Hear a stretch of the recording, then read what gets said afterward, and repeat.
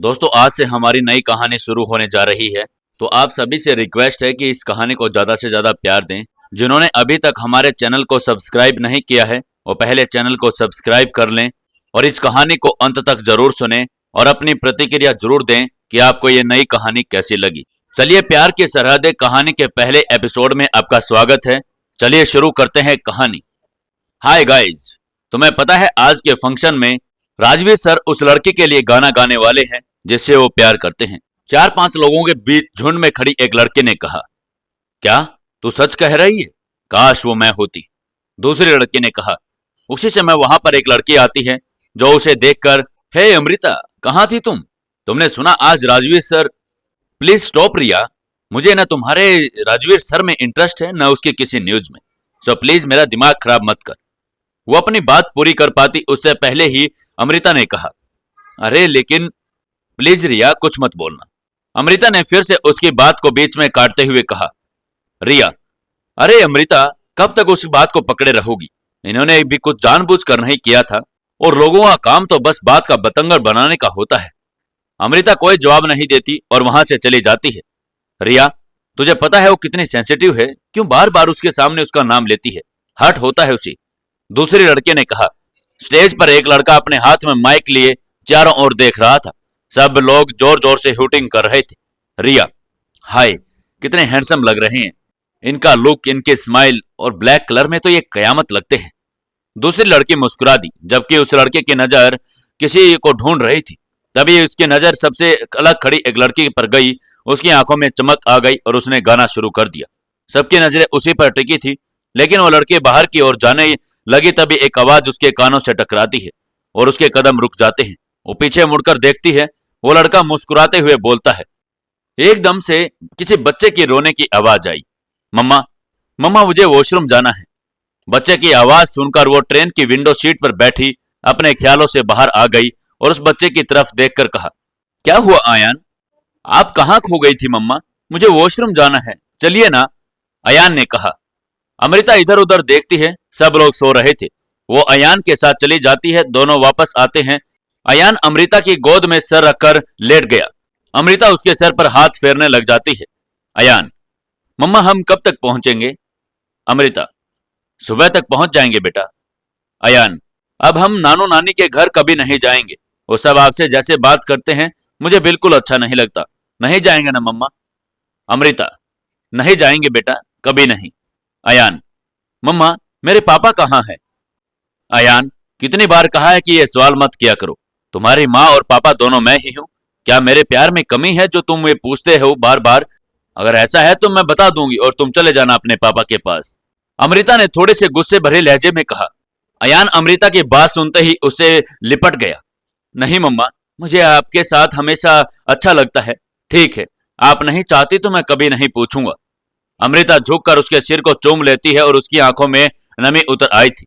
एक लड़का सड़क पर बेपरवाह चल रहा था। सामने से एक गाड़ी उसकी ओर बढ़ रही थी, मगर उसे कोई परवाह नहीं थी। तभी कोई हाथ पकड़कर उसे किनारे खींच लेता है। पागल हो क्या या अंधे हो? जो सामने से आ रही इतनी बड़ी गाड़ी नजर नहीं आ रही आपको? एक लड़की गुस्से में उससे बोली। वो लड़का उसकी तरफ देखता, फिर मुस्कुरा कर, तुम आ गई?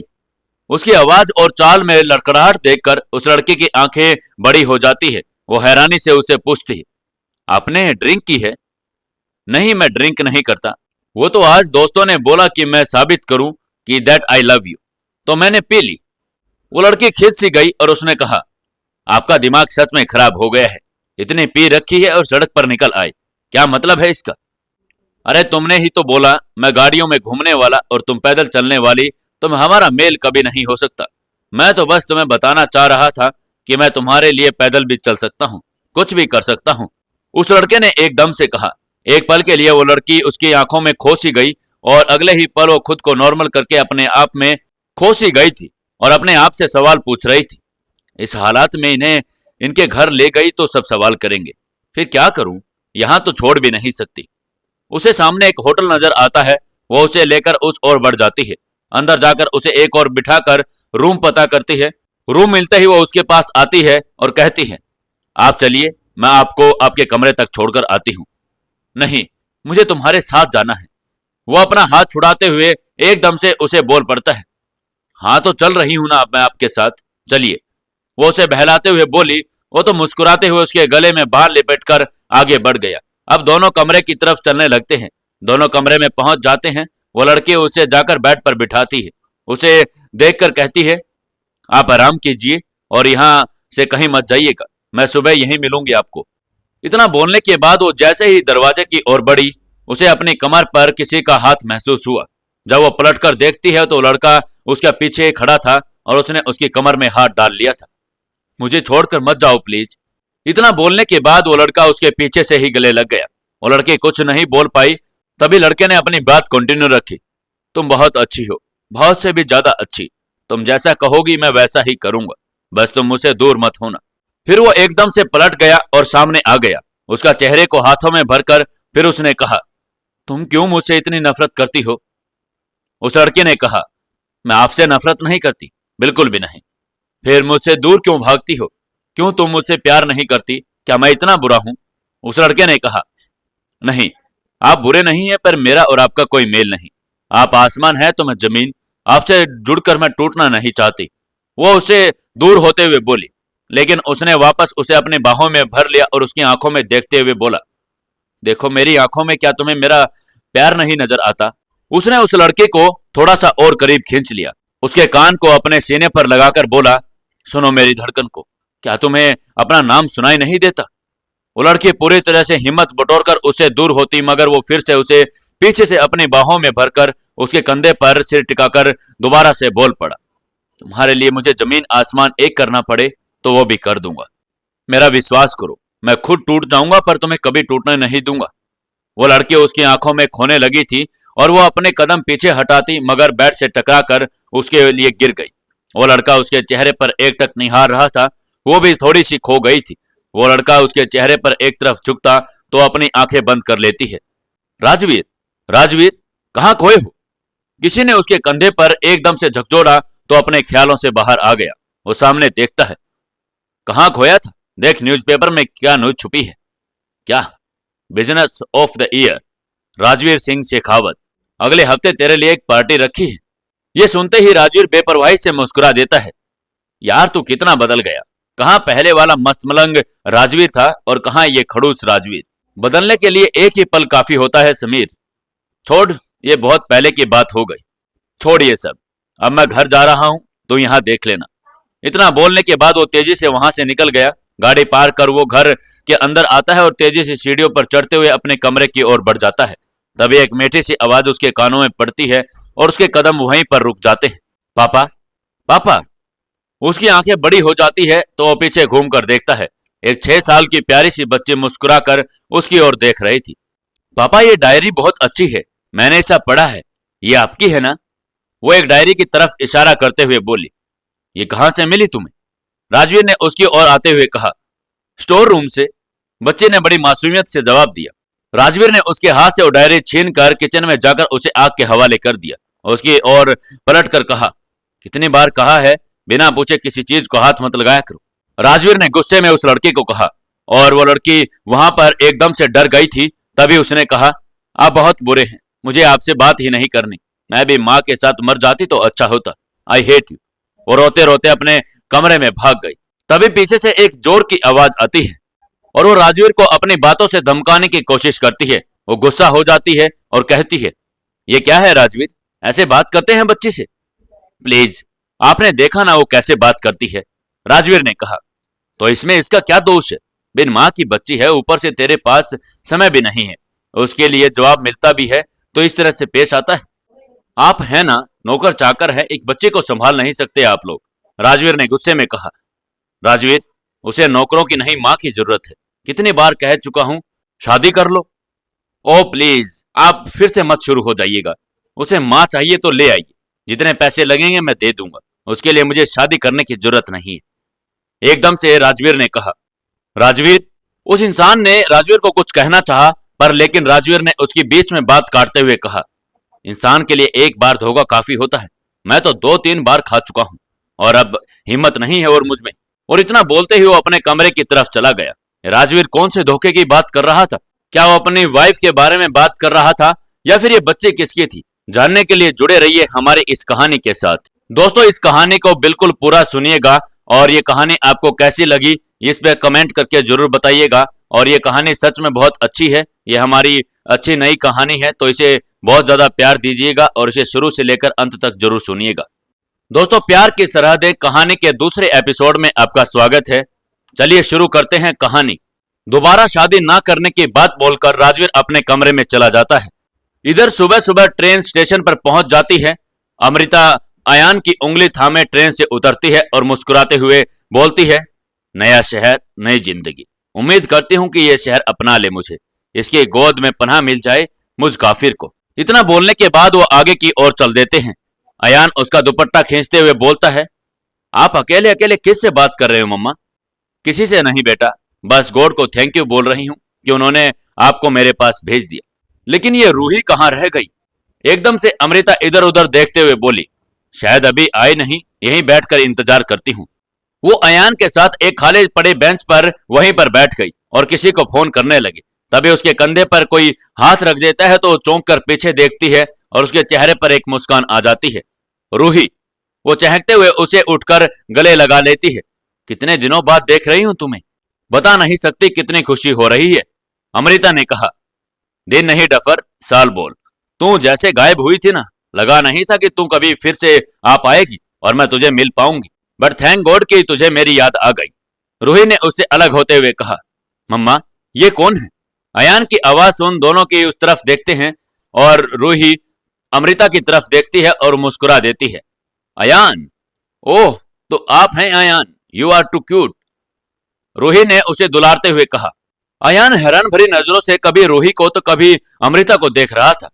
अमृता, अयान यह आपकी रूही मौसी है, मेरी बेस्ट फ्रेंड। हाँ और आज से आपकी भी, करोगे ना मुझसे दोस्ती?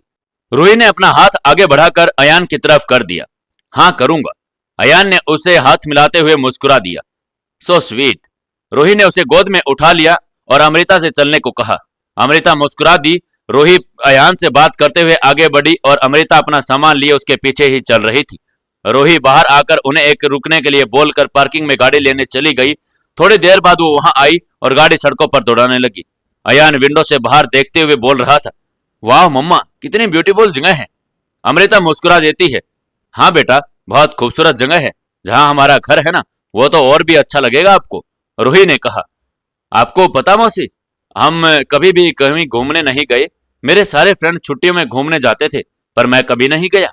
अयान ने कहा, डोंट वरी बेटा, मैं आपको यहाँ खूब घुमाऊंगी। रूही ने कहा। दोनों आपस में बात कर रहे थे। अमृता मुस्कुराते हुए चुपचाप बाहर देखने लगी। एकदम से उसके जहन में एक आवाज गूंज उठी। चंद अल्फाजों में सिमट कर रह गई मेरी जिंदगी, जब उसने कहा, तुम जिंदगी हो मगर मेरी जिंदगी में नहीं। अमृता की आंखों में हल्की सी नमी तैर गई और फीका सा मुस्कुराकर अपने आप से कहने लगी, कई बार हमें जिंदगी उस दोराहे पर लाकर खड़ा कर देती है जहां बेकसूर होते हुए भी हम कसूरवार साबित हो जाते हैं, वफा बेहिसाब करके भी बेवफा कहलाते हैं। जब अमृता ये सोच रही थी तभी उनकी गाड़ी घर पर पहुंच जाती है। चारों ओर पहाड़ियों से घिरा हुआ एक बहुत ही खूबसूरत सा घर था। अमृता मुस्कुराकर कहती है, तेरा घर तो बहुत काफी अच्छा है रूही। मेरा नहीं, मेरे पति का, रूही ने कहा और अमृता की तरफ मुस्कुरा दी। वो दोनों अंदर चले जाते हैं। रूही नौकर को आवाज देकर कहती है, कुछ अच्छा सा बना दो, और अमृता को लेकर एक कमरे की ओर बढ़ जाती है। अंदर आओ, आज से तुम्हारा कमरा, और फ्रेश होकर बाहर आ जाओ जल्दी। अमृता मुस्कुराकर हाँ में सर हिला देती है। थोड़ी देर बाद अमृता अयान के साथ बाहर आती है। रूही उसका वहीं पर इंतजार कर रही होती है। रूही उसे देखकर कहती है, अमृता आ गई तुम? और वो अपने हस्बैंड से उसका इंट्रोडक्शन करवाती है। उनके सामने ही एक 25 से 30 साल का लड़का बैठा हुआ था और वो बहुत ही हैंडसम लग रहा था। रूही इंट्रोडक्शन में बताती है कि अमृता, ये मयंक मेरे हस्बैंड है।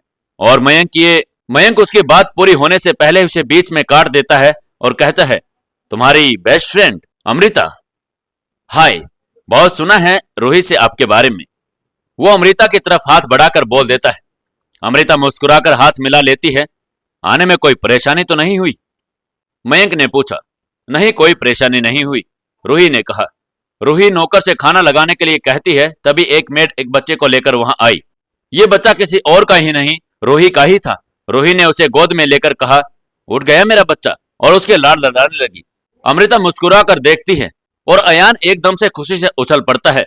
वो अपनी मम्मी के पास आता है और कहता है, मम्मा, छोटा बेबी। अमृता मुस्कुराकर हाँ में गर्दन हिला देती है। रूही उसे देखकर कहती है, अंश पिछले महीने 2 साल का हुआ है। अमृता उसे गोद में लेकर बुलाती है पर वो नहीं आता। मयंक, अभी आपको जानता नहीं, 1-2 दिन में घुल मिल जाएगा। जी मयंक, आइए कुछ खा लीजिए, बच्चे को भी भूख लगी होगी। सब लोग डाइनिंग टेबल पर बैठ जाते हैं और अयान का ध्यान सिर्फ अंश पर ही था। वो उसका हाथ पकड़कर बात करने लगता है। सबरा ये देखकर मुस्कुराते हुए कहती है, अयान, पहले खाना तो खा लो, आराम से देख लेना।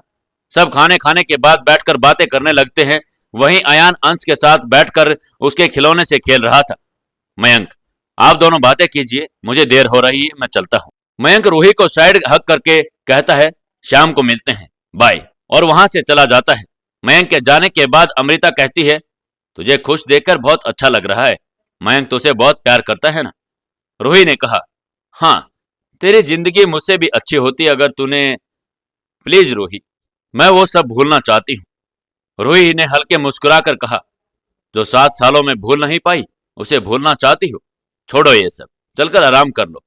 अमृता ने कहा, नहीं, चलकर स्कूल दिखा दो। रूही, कल चलते हैं ना? वैसे अमृता तुम हमारे साथ बिजनेस ज्वाइन कर लो।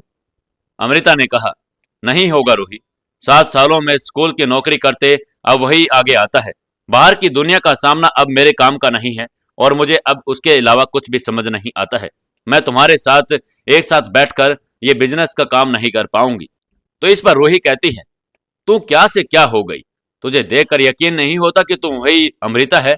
और तूने ये स्कूल की नौकरी क्यों कर ली? और क्या करती? तुझे तो पता है मेरी पढ़ाई बीच में रह गई। बिना डिग्री के कौन सी नौकरी मिलती मुझे? अरे तो बाद में स्टडी कंटिन्यू कर लेती। अमृता मुस्कुराकर अयान की तरफ देखकर कहती है, अपने सपने पूरे करती या बच्चे की परवरिश? यही एक काम लगा जिसे मैं अपनी दोनों जिम्मेदारियां निभा सकती थी। फिर माँ को भी देखना था। समझ नहीं आता कोई इंसान इतना खुदगर्ज कैसे हो सकता है कि अपने ही बेटे को छोड़कर इस तरह से चला गया और कभी भी मुड़कर आज तक आया नहीं और ना ही कभी कोई बात की। अमृता, छोड़ना रूही, मैं उस आदमी का नाम भी नहीं सुनना चाहती। उसका साया भी अपने बच्चे पर नहीं पड़ना देना चाहती हूँ। इसलिए तो इतनी दूर चली आई कि अगर वो ढूंढे तब तक भी हम तक पहुंच ना पाए। अयान मेरा बेटा है और मैं उसे एक काबिल इंसान बनाना चाहती हूँ, न कि उसके जैसा खुदगर्ज और मतलबी। रूही उसके हाथ पर अपना हाथ रख देती है और अमृता मुस्कुरा देती है। राजवीर ऑफिस के लिए निकल रहा था। उसके पापा उसे आवाज देकर रोकते हैं। राजवीर। आवाज सुनते ही राजवीर रुक जाता है और कहता है, जी।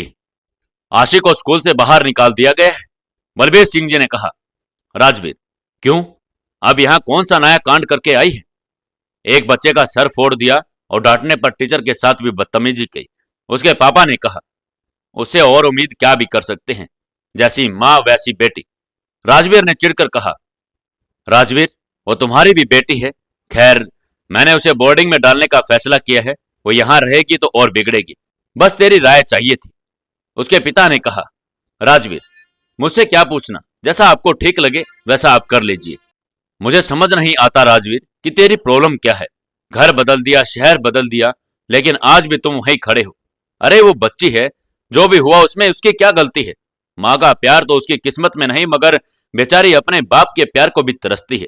आखिर क्यों इतनी बेरुखी दिखाता है उससे? उसके पिता ने कहा, क्योंकि उसका चेहरा मुझे उसकी माँ की याद दिलाता है, उसके धोखे की याद दिलाता है। उसने अपने मतलब के लिए मेरी दुनिया उजाड़ दी। राजवीर इसके आगे अपने पिता की बात ना सुन के एकदम से गुस्से से गेट से बाहर निकल जाता है। राजवीर किस धोखे की बात कर रहा है? क्या उसकी वाइफ ने धोखा दिया या फिर राजवीर उसे धोखा देकर आया था? जानने के लिए जुड़े रहिए हमारी इस कहानी के साथ। दोस्तों, प्यार की सरहदें कहानी के तीसरे एपिसोड में आपका स्वागत है। चलिए शुरू करते हैं कहानी। अगले दिन रूही अमृता को लेकर स्कूल पहुंच जाती है। अमृता देखती है खूबसूरत नजारों के बीचों बीच वो स्कूल था। हरा भरा गार्डन उस जगह को सुकूनदायक बना रहा था। बाहर बोर्ड पर बड़े बड़े अक्षरों में लिखा था, दीवान बोर्डिंग स्कूल। रूही के साथ चलने को कहने पर अमृता उसके साथ चल पड़ी। वो सबकी ओर देख रही थी। रूही अमृता को स्कूल के बारे में बता रही थी। एक और सबके रहने के लिए कमरे बने हुए थे, दूसरी और क्लास के बीच में एक बड़ा सा प्ले ग्राउंड था। स्कूल की एंट्री गेट के साथ ही एक खूबसूरत सा गार्डन था और दूसरी ओर पार्किंग। रूही, अमृता, ये स्कूल मेरे ससुर जी ने बनवाया था और उनके बाद माँ इस स्कूल को संभाला करती थी। पिछले साल उनके जाने के बाद इसे स्टाफ संभालते हैं, क्योंकि मेरे बस का ये नहीं है और मैं कभी कभी देखने आ जाती हूँ। यूं तो एक बार बेच देने का भी ख्याल आया था, पर मयंक का कहना है कि माँ पापा की यादें जुड़ी हुई है तो उसे नहीं बेचना चाहिए और वो नहीं माना। चलो, अब तुम आ गई हो तो ये जिम्मेदारी तुम संभाल लो, हम दोनों की चिंता खत्म हो जाएगी और मैं निश्चिंत हो मयंक के काम में हाथ बटा सकूंगी। अमृता, वो सब तो ठीक है रूही, पर मैं इतनी बड़ी जिम्मेदारी नहीं संभाल पाऊंगी, यह मुझसे नहीं होगा। अरे होगा, कैसे नहीं होगा, सब हो जाएगा। मुझे तुझ पर बहुत यकीन है। क्या तुम्हें मुझ पर यकीन नहीं? मैं कह रही हूं ना, मेरी बेस्टी सब संभाल सकती है। उसने उसके कंधे में बाहें डालकर रूही ने कहा। लेकिन रूही, लेकिन कुछ नहीं, चलो मेरे साथ, मैं तुम्हें सब समझाती हूँ। रूही ने अमृता की बात को काटते हुए उसे लेकर ऑफिस की ओर बढ़ गई। अंदर आते ही उसे देखकर वहां बैठी एक अधेड़ उम्र की लेडी उठ खड़ी हुई और उसे गुड मॉर्निंग विश किया। रूही, गुड मॉर्निंग करुणा जी, कैसी हैं आप? मैं अच्छी हूं मैम, आप कैसी हैं? मैं भी ठीक हूं, पर आप बताइए कि यहाँ का काम कैसा चल रहा है? एकदम बढ़िया। रूही, अच्छी बात है। करुणा जी, ये अमृता है, मेरी फैमिली से है, दूसरे शहर में रहती थी, कल ही यहाँ आई है और आज से पूरे स्कूल का काम यही देखेंगी। आप इसे सब ठीक से समझा दीजिएगा। करुणा जी अमृता की तरफ देखती है। 30-32 की उम्र, साधारण रंग रूप, वेशभूषा और चेहरे पर एक सौम्यता भरी मुस्कान। उसे देखने के बाद अमृता ने हाथ जोड़कर उसे नमस्ते किया। उन्होंने फिर मुस्कुराकर उन्हें नमस्ते का उत्तर दिया। रूही ने कुर्सी खींचकर अमृता से बैठने को कहा। अमृता, रूही, मैं फिर कह रही हूं, मुझसे ये सब नहीं होगा। रूही ने उसे बिठाते हुए कहा। और मैं कह रही हूं ना कि तुमसे होगा, बिल्कुल होगा, तुम ये कर सकती हो, बिल्कुल। करुणा, हाँ, और आप चिंता क्यों करती हैं? जब भी जरूरत होगी मैं हूं ना। इस पर रूही कहती है, हाँ अमृता, करुणा जी माँ जी के साथ काफी समय से हैं और इनके रहते हुए यहाँ कोई दिक्कत नहीं होगी। अमृता मुस्कुरा देती है। थोड़ी देर वहां बैठकर सब समझने और स्टाफ से मिलने के बाद रूही ने अमृता के घर से चलने के लिए कहा। अमृता इनके साथ चल पड़ी। थैंक यू रूही, तू नहीं होती तो पता नहीं कहाँ जाती मैं। तेरा यह एहसान मैं कभी नहीं भूल पाऊंगी। गाली देना है तो सीधे सीधे दे, ये घुमाकर क्यों दे रही है? रूही ने उसे घूर कर देखा और उससे कहा। अमृता, सौरा, मैंने कब कब से क्या मतलब? अमृता, तुम मेरी दोस्त हो और ये मेरी अच्छी किस्मत है कि मैं तेरे काम आ सकी। थैंक यू बोलकर गाली मत दो, रूही ने मासूमियत से कहा। उसकी ये बातें सुनकर अमृता मुस्कुरा दी और उसने कहा, हाँ ओके, मैं अपने शब्द वापस लेती हूँ। अच्छा रूही, मैं क्या कह रही थी, मेरे रहने का इंतजाम यहीं करवा देती? क्यों, घर पर रहने में तुम्हें क्या परेशानी है? रूही ने एकदम चौंक कर कहा। नहीं, वो बात नहीं, मैं बस ये कह रही थी कि मेरा यहाँ रहना ज्यादा सही होगा ना, और सब मैं अच्छे से संभाल भी पाऊंगी और हर तरफ मैं हर समय नजर भी रख सकूंगी। अमृता, घर कौन सा बड़ी दूर है, यहाँ से 4 कदम पर तो है। यहाँ लोग हैं सब देखने को, अगर कभी जरूरत पड़े तो ये हमें इन्फॉर्म भी कर देंगे। हाँ पर रूही, अभी मुझे सब कुछ समझना है और यहीं रहूंगी तो आसानी रहेगी। रूही ने उसकी तरफ शक भरी नजरों से देखा। चल, बहाने बंद कर और साफ साफ बोल, क्या चल रहा है तेरे मन में? अमृता, रूही, दरअसल मुझे इतने बड़े घर में रहने की आदत नहीं है, वहां मुझे ऐसा लगता है जैसे मैं। अमृता चुप हो गई और रूही मुस्कुरा दी। समझ गई मैं, तुझे वहां रहने में अनकंफर्टेबल लग रहा है ना, मयंक की वजह से। इस पर अमृता अपनी नजरें नीची कर लेती है और कुछ नहीं कहती। ठीक है, मैं यही इंतजाम करवा दूंगी, पर तुम्हें अयान को रोज अंश के पास खेलने भेजना होगा। ये बात सुनकर अमृता मुस्कुरा दी और उसने उसको फिर से थैंक यू बोल दिया। रूही ने कहा, अच्छा लेकिन अभी तो घर चलो। जाना कहाँ है, हम तो पहुंच गए। अमृता ने घर की तरफ इशारा किया। अरे हम तो पहुंच गए, सच में तुम कितनी बातें करती हो, तुम्हारी बातों में कुछ पता ही नहीं चला। अमृता, हाँ, मुझे जरा बकबक करने की आदत है। दोनों हंसते हुए अंदर आ जाते हैं। शाम का समय था, हल्का हल्का अंधेरा छा गया था। एक लड़का एक लड़की एक दूसरे के हाथ थामे बैठे थे। बहुत तड़पाया तुमने, मगर फाइनली मेरा प्यार एक्सेप्ट कर ही लिया। मैं बता नहीं सकता जान, आज मैं कितना खुश हूं। उसकी बात सुनकर लड़की ने हल्के से मुस्कुरा दिया। बस अब तो ऐसा लगता है कि यह वक्त यहीं ठहर जाए, मैं यूं ही तुम्हारे हाथ थामे बैठा रहूं। लड़की फिर से मुस्कुरा दी। यार तुम इतना कम क्यों बोलती हो? वैसे जब मुझे सुनना होता है तो नॉन स्टॉप चालू हो जाती हो, और जब प्यार की बात हो तो यूं चुप रहती हो। इस बार उस लड़के ने कहा, क्योंकि मुझे आपको सुनना अच्छा लगता है और एक डर भी रहता है कि कहीं ये सपना तो नहीं। आप मेरे लिए उस चांद की तरह हैं जिसे देखा तो जा सकता है पर पाया नहीं जा सकता। ये क्या सोचती रहती हो तुम? मैं एक आम इंसान हूं और जो तुमसे बेइंतहा मोहब्बत करता हूं, पूरी जिंदगी तुम्हारे साथ बिताना चाहता हूं। लड़की मुस्कुराकर उसकी तरफ देखती है। एक वादा करेंगे, कभी छोड़कर मत जाना मुझे, मैं सह नहीं पाऊंगी। वो लड़का उसका चेहरा अपने हाथों में भरकर अंगूठे से उसकी आंखों की नमी साफ करते हुए कहता है, तुम मेरी जिंदगी हो जान, तुम्हें छोड़ना मतलब मेरी सांसों का रुक जाना, और मेरी सांसें इतनी सस्ती नहीं है। वो लड़की थोड़ा सा सुबकते हुए उसके गले लग जाती है और कहती है, प्यार के मामले में बहुत अनलकी रही हूं मैं, इसलिए प्यार से बहुत डर लगता है मुझे, मगर आपने मुझे यकीन दिलाया कि मुझे भी प्यार करने का हक है, कोई भी मुझसे मोहब्बत कर सकता है, इसलिए डर लगता है कहीं मैं आपको खो ना दूं, मैं आपको खोना नहीं चाहती। इस पर वो लड़का उसका चेहरा अपने सामने ले आता है और उसकी आंखों में देखकर कहता है, मुझे तुम्हारी आंखों में अपनी सूरत देखनी है, ये आंसू नहीं। तुम्हारे दिल में सिर्फ मेरी मोहब्बत की जगह है, वहां किसी भी डर के लिए कोई जगह नहीं है। वो लड़की उसके कंधे पर सर टका देती है और दोनों के बीच में खामोशी पसर जाती है। राजवीर, कुछ सुनाइए ना। लड़की ने खामोशी तोड़ी। राजवीर ने उसकी उंगलियों से उंगलियां फंसाकर उसकी हथेली पर अपने होठ रख दिए। लड़के के चेहरे पर एक हल्की मुस्कान आ जाती है। मेरी यादों में तुम हो और मुझ में भी तुम हो, मेरे ख्यालों में तुम हो या मेरा ख्याल ही तुम हो। मेरा दिल धड़क कर पूछे हर बार एक ही बात, मेरी जान में तुम हो या मेरी जान ही तुम हो। तू फिर यहां आ गया? समीर ने राजवीर के कंधे पर हाथ रखते हुए कहा। राजवीर अपने ख्यालों से बाहर आया और समीर की तरफ देखा।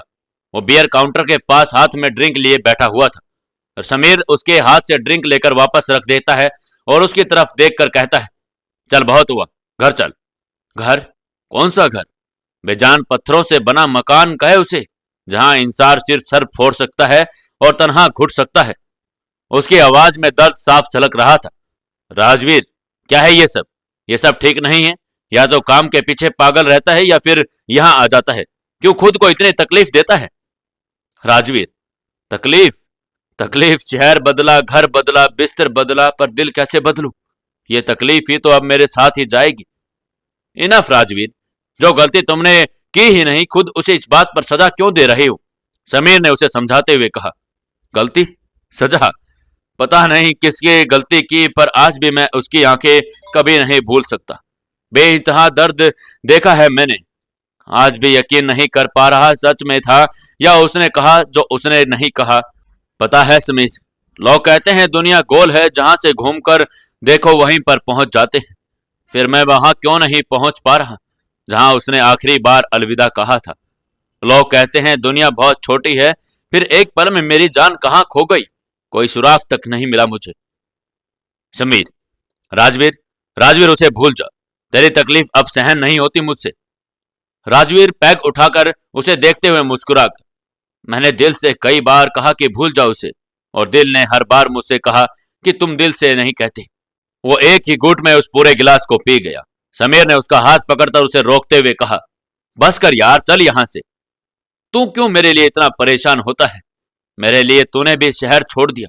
देख समीर, मैं किसी से वफा नहीं कर सकता, तू भी छोड़कर चला जा जैसे वो चली गई। शिवेन ने लड़खड़ाती आवाज में कहा। समीर उसे जबरदस्ती वहां से उठाते हुए कहता है, एक तरफ तो तू कहता है कि तू उसे नफरत करता है और दूसरी तरफ खुद को उसके कसूरवार कहता है। बहुत हुआ, अब चल यहां से। राजवीर ने हंसते हुए कहा। न मोहब्बत ही संभली मुझसे, न नफरत ही निभाई गई। जब भी मुड़कर देखा मैंने, हर जगह बस वो ही नजर आई। गुस्से से काउंटर में सारा सामान नीचे गिरा देता है और सब उसकी ओर देखते हैं। समीर एकदम से जब देखता है तो वो हड़बड़ा जाता है। उसने एकदम से पैसे निकाले और टेबल पर काउंटर की तरफ रख दिए और उनसे सॉरी बोला और वहां से आगे की तरफ बढ़ गई। फरेब थी उनकी हंसी, हम उसे आशिकी समझ बैठे, बर्बादी को ही हम अपनी जिंदगी समझ बैठे। इसे वक्त का धोखा कहें या अपनी बदनसीबी, उन्होंने की दिल लगी और हम दीवानगी समझ बैठे। शिवेन का नशा अब पूरा चढ़ चुका था। वो अपनी ही धुन में बोले चला जा रहा था। समीर लाकर उसे गाड़ी में बैठाता है, फिर खुद ड्राइविंग सीट पर आकर बैठ जाता है। राजवीर उसे तिरक कर उसके मन में बोलता है, तेरे इस हालात का जिम्मेदार कहीं ना कहीं मैं ही हूं। अगर मैं उस दिन चुप न रहता तो शायद आज तेरी भी हालात ये न होती। मुझे माफ कर देना यार, अपनी खुदगर्जी से मैंने तेरी सारी खुशियां छीन ली। ऐसा क्या हुआ था उस दिन? जो राजवीर और समीर दोनों को उस जगह से छोड़ने पर मजबूर कर गया। जानने के लिए जुड़े रहिए हमारी इस कहानी के साथ। दोस्तों, ये हमारी नई कहानी है, तो मैं चाहूंगा कि आप इसे पूरी सुने और इसे कमेंट करके जरूर बताएं कि आपको ये नई कहानी कैसी लगी। दोस्तों, प्यार की सरहदें कहानी के चौथे एपिसोड में आपका स्वागत है। चलिए शुरू करते हैं कहानी। शराब के नशे में धुत राजवीर को समीर उसके घर पर छोड़कर चला जाता है। इधर एक लड़की तेज कदमों से चली हुई आ रही थी। एक लड़का उसके पीछे आवाज देते हुए कहता है, अमृता, अमृता वेट। अमृता रुककर अपनी आंखों की नमी साफ करती है। मैं कब से आवाज दे रहा हूं, तुम सुन क्यों नहीं रही? कुछ काम था आपको? अमृता ने रूखी आवाज में पूछा। अमृता, आई नो कि तुम बेकसूर हो, मुझे पूरा यकीन है तुम पर, अमृता ने कहा। और आपके मुझ पर इतने यकीन की वजह क्या है सर? अरे यार, इतने वक्त से जानता हूं तुम्हें, तो क्या इतना ही नहीं समझ सकता? मुझे पता है यहाँ बहुत कुछ गलत फहमी हुई है और राजवीर तो उसका दिमाग खराब है। वो कैसे तुम पर शक कर सकता है? अरे वो तो खुद गलत है और तुमने सही किया कि उसे आईना दिखा दिया। खुद ने जो किया उसकी जरा भी शर्म नहीं और उसे और तुम पर उंगली उठा रहा है। समीर सर, आप सच में उनके दोस्त हैं या यूं ही टाइम पास करते हैं? अमृता ने एकदम से हैरानी के साथ पूछा। समीर भी उसकी बात सुनकर हक्का बक्का रह गया था। उसने अमृता से पूछा, तुम कहना क्या चाहती हो? अमृता ने कहा, आप मुझे इतने समय से जानते हैं तो मुझ पर भरोसा है, पर आपको अपने दोस्त पर नहीं है, जबकि अपने साथ तो आप न जाने कब से हैं। राजवीर ने कुछ गलत नहीं किया, वो सब जो मैंने जानबूझकर कहा। उस रात वो अनुभव के साथ नहीं, मेरे साथ ही थे। व्हाट? मतलब वो सच कह रहा था, उसे फंसाया गया है? समीर ने हैरानी के साथ पूछा। हाँ, फिर तुमने उसे झूठ क्यों कहा? उसे सब कुछ सच क्यों नहीं बता दिया? बहुत से क्यों ऐसे होते हैं जिसका जवाब होता है, मगर हम चाहते हुए भी उसका जवाब दे नहीं सकते हैं। समीर, अरे यार, राजवीर सच कहता है, तुम बहुत उलझी बातें करती हो। यह बताओ, जब तुम ये जानती थी फिर चुप क्यों रही? उसकी गलतफहमी दूर करनी चाहिए तुम्हें। चलो मेरे साथ। नहीं, मैं उन्हें कोई सफाई नहीं दूंगी। समीर, क्या मतलब? ये गलत हो रहा है। अमृता, गलत हो नहीं रहा, गलत हो चुका है। जिस पल उन्होंने दूसरों की बात सुनी और मुझसे सवाल किया, मेरी सच्चाई का सबूत मांगा, उसी समय सब गलत हो गया। वो होंगे राम, पर मैं सीता नहीं हूं जो सिर्फ उनका शक दूर करने के लिए अग्नि परीक्षा दूं।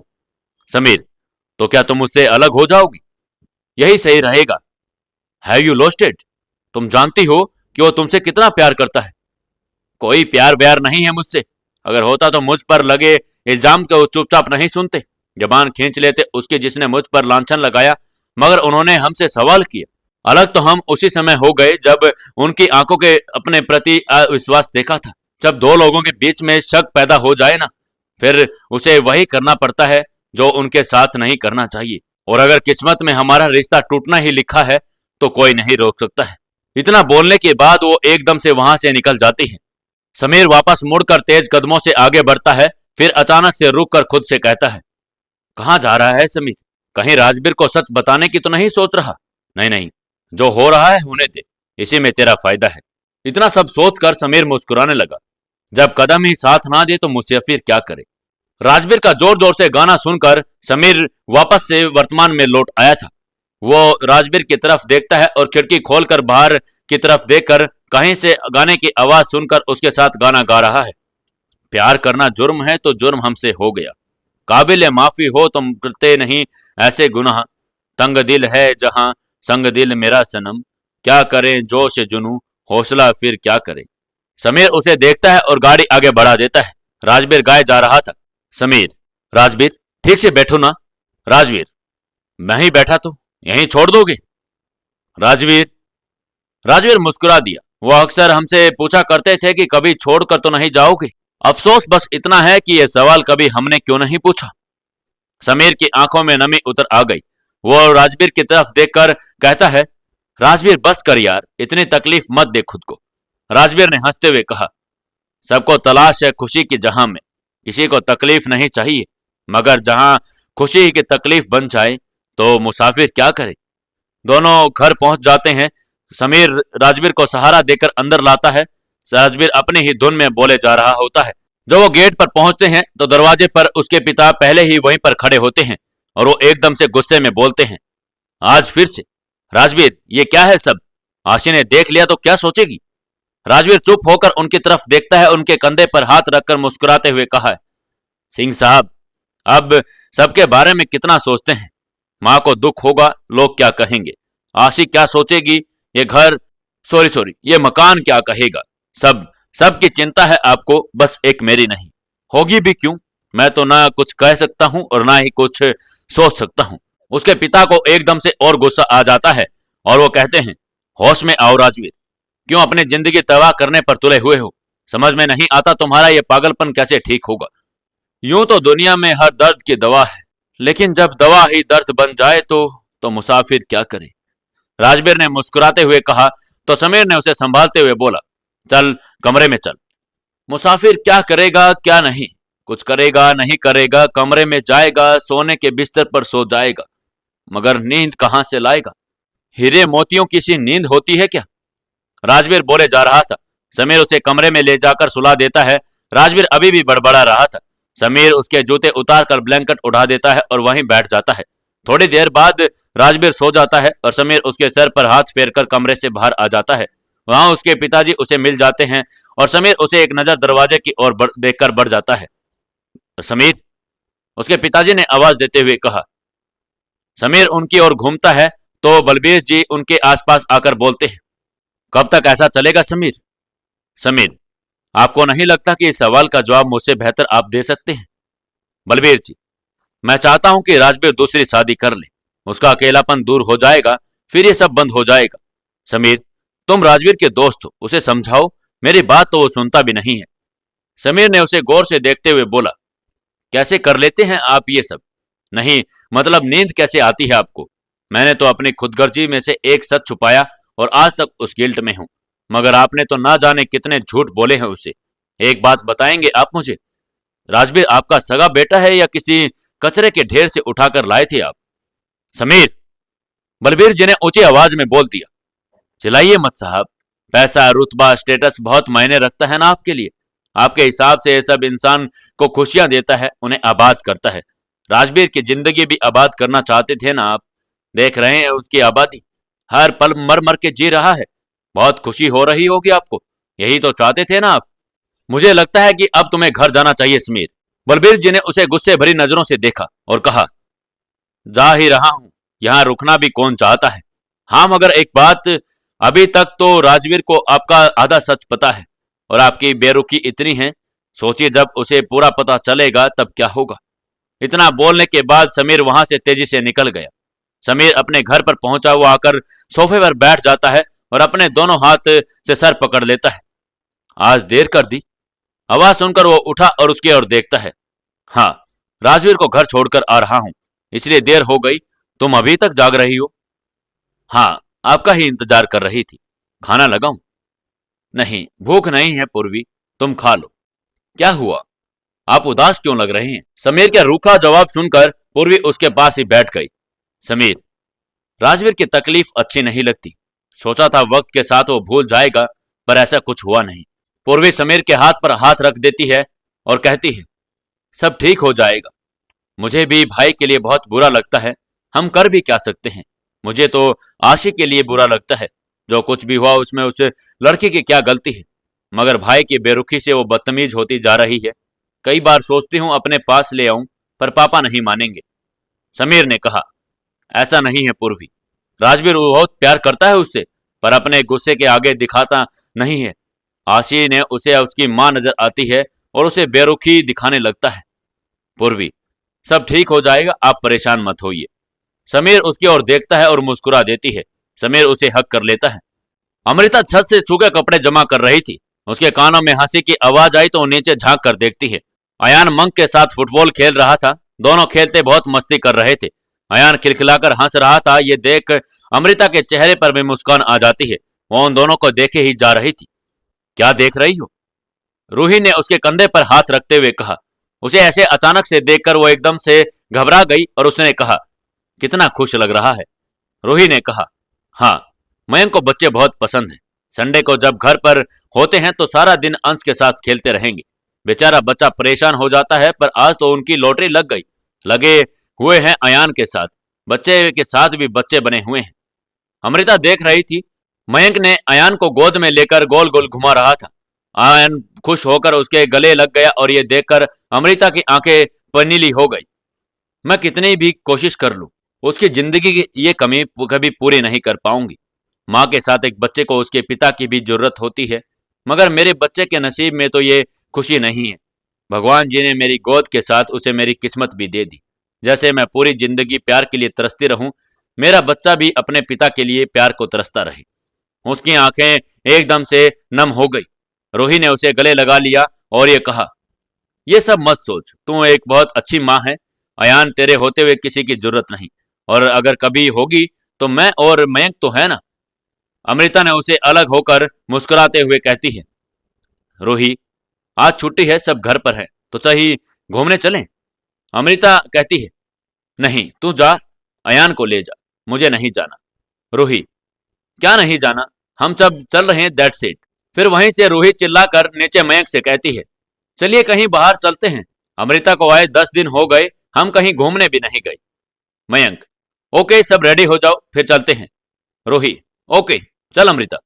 अमृता, रूही, मुझे नहीं जाना, तू सुनना। मैं कुछ नहीं सुनूई, तू चल रही है बस, वैसे भी तू शिफ्ट हो जाएगी, फिर कहां मौका मिलेगा। रूही उसे खींचते हुए नीचे ले गई। अयान, ओ वाह, हम घूमने जाएंगे। मयंक, यस, चलो जल्दी से रेडी हो जाओ। आपको पता है, आज आपके साथ खेलकर मुझे इतना मजा आया। मयंक, सच में? एकदम सच। पता, मम्मा मेरे साथ खेलती है पर वो हमेशा हार जाती है। मयंक मुस्कुराकर उसकी बातें सुन रहा था। दोनों अंदर जाते हैं। अयान भागकर अमृता के पास पहुंच जाता है। मम्मा, आज हम घूमने जाएंगे। अमृता मुस्कुरा देती है, मम्मा, आज ना मैं अपनी फेवरेट वाली ड्रेस पहनूंगा, वही जो आप मेरे बर्थडे पर लेकर आई थी। ओके, आप वहीं पहन लेना, अमृता ने कहा। और आप ना वो पिंक वाली साड़ी पहनना, आप बहुत ब्यूटीफुल लगती हैं उसमें, अयान ने कहा। ठीक है, चलो अब जल्दी से तैयार हो जाओ, अमृता ने कहा और खुद भी तैयार होने के लिए चली गई। दोनों तैयार होकर बाहर आते हैं। रूही अमृता को देखकर कहती है, बहुत प्यारी लग रही हो। और मैं मासी, मैं अच्छा नहीं लग रहा? अयान ने पूछा तो रूही मुस्कुराकर उसके गाल खींचकर कहती है, आप तो सबसे अच्छे लग रहे हो। अयान भागकर मयंक के पास जाकर कहता है, चलिए अंकल। मयंक अयान की उंगली पकड़कर आगे बढ़ गया। रूही और अमृता भी अंश के साथ उनके पीछे बाहर निकल गई। बाहर आने के बाद अयान बहुत खुश था, वो पूरा एंजॉय कर रहा था। अयान को इतना खुश देखकर अमृता भी खुश हो जाती है। क्या जहां पर वो घूमने जाएंगे उनको वहां पर आगे राजवीर भी मिल जाएगा? क्या होगा वहां पर, जानने के लिए जुड़े रहिए हमारी इस कहानी के साथ। दोस्तों, अगर कहानी अच्छी लग रही है तो वीडियो को लाइक करें, चैनल को सब्सक्राइब करें और कमेंट करके जरूर बताते रहें। दोस्तों, प्यार की सरहदें कहानी की 5वें एपिसोड में आपका स्वागत है। चलिए शुरू करते हैं कहानी। तैयार होकर सभी वहां से निकल जाते हैं और सभी एक पार्क में पहुंच जाते हैं। सब एक जगह बैठ जाते हैं। अयान बातों बातों में अपनी खुशी जाहिर कर रहा था। अमृता मुस्कुराकर उसकी बातें सुन रही थी। अंश भी सबको देखकर हंस रहा था। वो अमृता और खासकर अयान से बहुत घुल मिल गया था। अयान, मम्मा मुझे वॉशरूम जाना है। हाँ चलो। अमृता उठने लगी तो मयंक ने उसे रोकते हुए कहा, हाँ बैठिए, मैं चला जाता हूं। चलो चैंप। अमृता रुक जाती है। रूही, मृदुला, आज तेरे साथ में ऐसा लगा जैसे पुराने दिन लौट आए।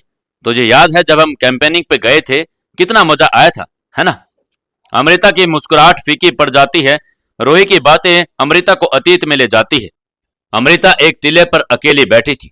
तभी राजवीर उसे अपनी तरफ आता दिखता है और अपनी आंखों की नमी साफ करके बैठ गई। राजवीर उसके पास आकर बैठ गया और उसकी तरफ देखने लगा। वही अमृता सामने देख रही थी। उसने कुछ भी रिएक्ट नहीं किया। राजवीर आते ही कहता है, क्या बात है, आज शब्द खत्म हो गई जो इतनी खामोश बैठी हो? कोई बात दिल पर लगी या कहीं दिल लगा बैठी हो? अमृता ने उसकी एक नजर देखा और मुस्कुरा दी। वो अपना चेहरा फेर लिया। सॉरी, मुझे पता है मुझे ऐसा नहीं करना चाहिए था, पर तुम तो जानती हो किसी और का तुम्हारे आसपास होना भी मुझसे बर्दाश्त नहीं होता। अमृता कोई जवाब नहीं देती और न ही उसकी तरफ देखती है। राजवीर उसका हाथ थाम कर मुस्कुराते हुए कहता है, गुस्सा कर लो मुझ पर, चिल्ला लो, पर इस तरह खामोश मत रहो। तुम्हारी खामोशी दिल चीर देती है मेरा। तुमने वहां भी कुछ नहीं कहा और यहां भी चुपचाप बैठी हो। प्लीज जान, तुम जानती हो कि मैं तुम्हें लेकर कितना पजेसी हूं। इसी चक्कर में कई बार बहुत ज्यादा रिएक्ट कर जाता हूं। बुरा भी लगता है तो डांट लिया करो, पर ऐसे खामोश मत रहा करो। अमृता सामने से देखते हुए कहती है, कोई भी इंसान उसी वक्त की बात चुपचाप सुन लेता है जिसे खो देने के डर से उसे सबसे ज्यादा होता है। राजवीर उसके चेहरे को अपनी ओर करके कहता है, क्यों इतनी उलझी हुई हो? अभी तुमको सुलझा भी नहीं पाता और तुम्हारी बातें मुझे एक नई उलझन में डाल देती है। क्यों कभी तुम कोई बात साफ साफ नहीं कहती? अमृता ने कहा, जब बात दिल की हो तब तवज्जो शब्दों का नहीं, आंखों की भाषा को देनी चाहिए, क्योंकि कई बार शब्द झूठ की चादर ओढ़ लिया करते हैं और पर उनको आंखों में झूठ बोलना नहीं आता। इतना बोलकर अमृता वहां से उठकर जाने लगती है। राजवीर उसका हाथ पकड़ लेता है और उसको रोक लेता है।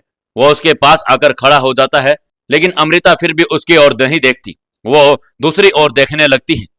राजवीर उसका चेहरा अपनी ओर करके कहता है, आंखों की भाषा तो तब पढ़ पाऊंगा ना जब मेरी जान मुझसे निगाहें मिलाएगी। वो तो मेरी तरफ देखती भी नहीं, और देखती भी है तो पलकें झुका लेती है। अमृता अपने पलकें उठाकर उसकी तरफ देखती है और राजवीर मुस्कुराकर कहता है, पढ़ लिया। ये कह रही थी कि राजवीर, आपकी जान आपको बहुत प्यार करती है। अमृता राजवीर को देखते हुए कहती है, बहुत नहीं, बेपनाह मोहब्बत है आपसे। कभी भी मेरी मोहब्बत पर शक मत कीजिएगा राजवीर, वरना मैं टूट जाऊंगी और हमेशा के लिए आपसे रूठ जाऊंगी। वो उसके सीने से लग जाती है और राजवीर उसे अपने बाहों में कस लेता है। मैं ना तो तुम्हें टूटने दूंगा और रूठने का तो तुम सोचना भी मत, वरना तुझे कभी माफ नहीं करूंगा। अमृता, अमृता, कहाँ खो गई अमृता? एकदम से रूही कहती है। रूही की आवाज सुनकर अमृता की नींद टूट जाती है और वो उसकी तरफ देखती है। रूही, क्या हुआ, कहाँ खो गई थी? अमृता ने हल्के से मुस्कुराकर कहा, नहीं नहीं नहीं। रूही, अमृता, क्या तुम्हें राजवीर, रिया की कोई खबर है? अमृता ने बात को बदल दिया। रूही समझ चुकी थी कि वो मुस्कुराकर कहती है, तू क्या गई, सब बिखर गया। रिया ने जाने के बाद कभी कोई खोज खबर नहीं ली। पूर्वी से शुरू शुरू में एक दो बार बात हुई थी, पर फिर उसकी भी कोई खबर नहीं। सबने नंबर बदल लिए, मैंने आज तक अपना नंबर भी नहीं बदला, बस इस उम्मीद से कि कहीं एक न एक दिन तुझे जरूर याद करेगी, और देख मेरा विश्वास पक्का निकला। अमृता मुस्कुरा देती है। मयंक और अयान भी वापस आ जाते हैं। मयंक उन दोनों की तरफ आइसक्रीम बढ़ाकर कहता है, अयान को आइसक्रीम खानी थी तो मैं सबके लिए ले आया। अयान जाकर अमृता के पास जाकर बैठ जाता है और कहता है, मम्मा, अंकल को पता ही नहीं था कि आपको कौन सा फ्लेवर पसंद है, फिर मैंने बताया जो आपको अच्छा लगता है। या आपको अच्छा लगा ना? अमृता मुस्कुराकर हाँ में गर्दन हिला देती है। फिर मयंक से कहती है, आपको ज्यादा परेशान तो नहीं किया ना इसने? मयंक ने कहा, अरे नहीं, बिल्कुल भी नहीं, बल्कि इसके साथ तो मुझे बहुत अच्छा लगता है। रूही, वो तो लगेगा ही, अयान है ही इतना प्यारा। अयान मुस्कुराकर कहता है, आप भी बहुत अच्छे हैं अंकल, और आप मासी आप भी। रूही, अच्छा, और आपकी मम्मा? पार्थ, मम्मा तो वर्ल्ड की सबसे बेस्ट मम्मा है। सब इस तरह से हंस पड़ते हैं और एक दूसरे की तरफ देखकर अपनी आइसक्रीम खाने में लग जाते हैं। मयंक एकदम से अमृता से कहता है, आप बहुत कम बोलती हैं। रूही, अरे ये हमेशा से ही ऐसी है, बहुत कम बोलती है, पर हाँ, इसे गुस्सा बहुत आता था, पर अब एकदम शांत हो गई। अमृता फिर से मुस्कुरा दी। मयंक, बीती बातों को भूलकर आगे बढ़ना ही जिंदगी है, जो बीत गया उसे भूल जाइए। अमृता, भूलकर अगर इतना ही आसान होता तो कोई इंसान दुखी भी कभी नहीं रहता।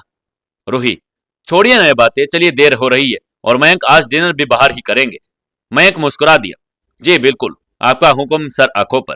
रूही हंस पड़ी और एकदम से अमृता भी हंस पड़ी। सब वहां से निकलने के लिए रेडी हो जाते हैं। धीरे धीरे दिन भी ढलने लगता है और रात छा जाती है। आसमान बिल्कुल काले हो जाते हैं और वहीं पर रात के समय वो लोग खाना खाकर अपने घर पर आ जाते हैं। और यहाँ पर आने के बाद अमृता के पास अयान लेटा हुआ था। अमृता प्यार से उसके सर पर हाथ फेर रही थी। अयान, मम्मा, अंश के पापा कितने अच्छे हैं ना, और कितना प्यार भी करते हैं। अंश को और मेरे साथ भी कितना खेलते हैं और बहुत अच्छे हैं। अमृता, हम। पार्थ, मम्मा, काश मेरे पास भी ऐसे ही पापा होते। अमृता, अयान, अयान, मम्मा, वो मुझसे प्यार क्यों नहीं करते? क्या मैं गुड बॉय नहीं हूं? अमृता कहती है, नहीं बेटा, आप गुड बॉय तो हो, जब तो आपको इतना अच्छा प्यार करते हैं सभी। अयान, फिर मेरे पापा क्यों नहीं करती? क्या उनको कभी मेरी याद नहीं आती? पता है मेरे पुराने स्कूल के सब दोस्त मुझे कितना टीज करते थे, कहते हैं कि मेरे पापा ही नहीं है, वो मर गए। आप तो मुझे उनका नाम भी नहीं बताती। अमृता को उसकी बात सुनकर बहुत तकलीफ होती है, मगर वो खुद को शांत करके उसका हाथ थाम कर कहती है, आपको पता है बेटा, भगवान जिनसे प्यार करते हैं उन्हें सब कुछ देते हैं। उन्हें दुनिया में सब प्यार मिलता है, मगर जिनसे वो बहुत प्यार करते हैं उसे सबका प्यार नहीं देते। सिर्फ कोई एक एंजल उसकी लाइफ में भेज देते हैं। जैसे देख लो, मुझे भी कोई प्यार नहीं करता तो भगवान जी ने आपको मेरे पास भेज दिया ताकि आप मुझसे इतना सारा प्यार करें। अयान ने कहा, और आपको मेरे पास। यह सुनते ही अमृता अयान के माथे पर किस कर लेती है और कहती है, बिल्कुल, मैं आपसे बहुत प्यार करती हूँ। अयान, मैं भी आपसे बहुत प्यार करता हूँ मम्मा। अमृता, अच्छा कितना? अयान अपने हाथ खोलकर इशारा करता है और दोनों हाथों को पूरा जितना हो सकता है उतना फैला देता है और कहता है, इतना सारा, आपको किसी की याद भी ना आए उतना। अमृता का चेहरा लटक जाता है और फिर कहती है, फिर तो मैं सच में हार गई, तभी तो आप अपने पापा को याद करते रहते हो। अयान अमृता के गले से लिपट कर कहता है, नहीं, आप बेस्ट हैं, मुझे किसी की याद नहीं आती, वो तो मैं मजाक कर रहा था। अमृता अपनी गर्दन हिलाकर कहती है, अच्छा, आप मजाक कर रहे थे? हाँ, अयान ने कहा और मृदा ने उसे गुदगुदी करने लगी। अयान हंसते हुए उसे लिपट गया और कहता है, मम्मा मम्मा बस ना। अमृता उसे अपने सीने से लगाकर कहती है, चलो अभी सो जाओ। वो उसके सर पर थपकी देने लगती है और मन में कहती है, मैं जानती हूँ बेटा, मेरी वजह से आप ऐसा बोलते हैं। सच कहते हैं कि एक माँ कितनी भी कोशिश कर ले पर पिता की जगह कभी नहीं ले सकती। इतनी सी उम्र में आप में इतनी समझदारी आ गई कि मेरा मन रखने को आप झूठ भी बोलने लगे। पर क्या करूं बेटा, आपकी किस्मत में अंश के पापा के जैसे पापा नहीं है। मैं आपके ऊपर उसका साया भी नहीं पड़ने दूंगी। वो फिर से अपनी नमी आंखों से अयान की तरफ देखने लगी। बलबीर जी आशी को लेकर निकलने के लिए तैयार थे। वो राजबीर को फोन मिला रहे थे और जाने से पहले वो एक बार आशी से मिल ले। तभी राजबीर की कार वहां पर आकर रुकती है। आशी उसकी ओर देखती है। राजबीर और समीर बाहर आते हैं और आशी की ओर बढ़ते हैं। आशी के चेहरे पर हल्की सी मुस्कान आ जाती है। राजबीर उसके पास आकर उसके सर पर हाथ फेरकर कहता है, अपना ख्याल रखना और ज्यादा शैतानी मत करना। आशी की मुस्कान फीकी पड़ गई। समीर राजबीर को एक गिफ्ट पैक पकड़ाता है और उसे आशी की तरफ बढ़ाकर कहता है, ये तुम्हारे लिए, उस दिन जो ड्रेस तुम्हें पसंद आई थी ये वही है। आशी उस गिफ्ट की तरफ देखती है और फिर एक नजर राजबीर की तरफ देखकर वो गिफ्ट नीचे फेंक कर अपने पांव से बुरी तरह रोन देती है। Aashi, what are you doing? Rajbir ने गुस्से में कहा, दिख नहीं रहा, गिफ्ट को कुचल रही हूं। मुझे लगा मेरे पापा मुझे रोकने आए हैं, पर नहीं, आपने तो मुझे गिफ्ट थमा दिया और बोलते हैं कि शैतानी मत करना। मैं तो करूंगी, सबका सर फोड़ दूंगी, क्योंकि मुझे आपकी कोई बात नहीं माननी। राजबीर उसे देखकर कहता है, यू नो व्हाट, तुम कभी नहीं सुधर सकती, एकदम अपनी माँ के जैसी हो, बदतमीज। इतना बोलकर वो आगे बढ़ गया। मैं अपनी माँ के जैसी नहीं हूं, मैं आपके जैसी हूं, समझे आप? आशी ने चिल्लाते हुए शिवेन की तरफ देखकर कहा और वो अंदर चला गया। आशी की आंख भर आई और राजबीर ने उसे जाने के बाद भी एक बार भी नहीं रोका। वो ड्रेस को देखती और फिर उसे उठाकर झाड़ती है और अपने सीने से लगाकर गाड़ी में बैठ गई। बलबीर जी भी बैठ गए और गाड़ी से बाहर निकल गए। अब आगे क्या होगा? क्या ये उसी स्कूल में जाने की बात कर रहे हैं जहां पर अमृता पढ़ाने के लिए नई नई आई थी? जानने के लिए जुड़े रहिए हमारी इस कहानी के साथ।